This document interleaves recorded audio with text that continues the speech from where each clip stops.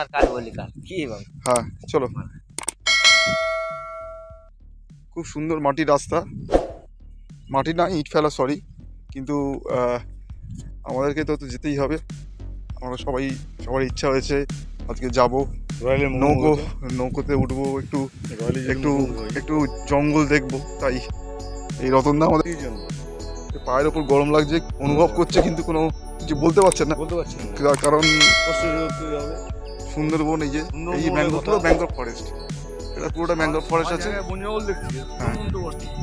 হ্যাঁ এই সবাই এগোচ্ছি আস্তে আস্তে, দেখা যাক কতদূর কি হয়।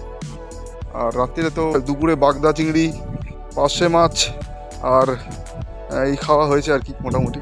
হ্যাঁ বাগদা চিংড়ি পার্শে মাছ খাওয়া হয়েছে, বাকিটা কাঁকড়া তো এখন ধরবো না, কাঁকড়া রাতে ধরবো। রান্না আমি করব। আর আমাদের অরবিন্দদা আছে, অরবিন্দদাও বলেছে যে হাঁসটা রান্না করব।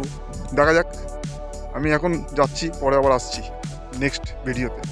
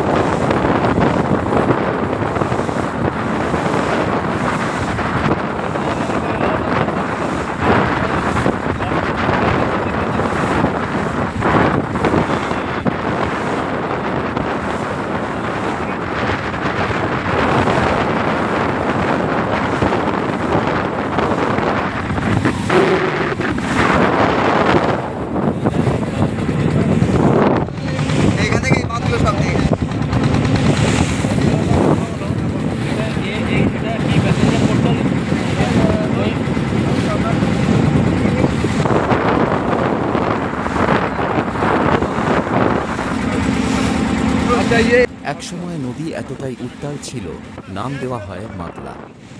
কলকাতা বন্দরে হুগলি নদী নাব্যতা হারাতে পারে বলে ব্রিটিশরা ক্যানিংয়ে বিকল্প বন্দর তৈরি করেছিলেন এই মাতলা নদীকে কেন্দ্র করে। সে কারণেই ভারতের দ্বিতীয় রেলপথ হিসেবে শিয়ালদহ থেকে ক্যানিং লাইন পর্যন্ত সম্প্রসারিত করা হয়েছিল। বর্তমানে সেই মাতলা তার গতি হারিয়েছে।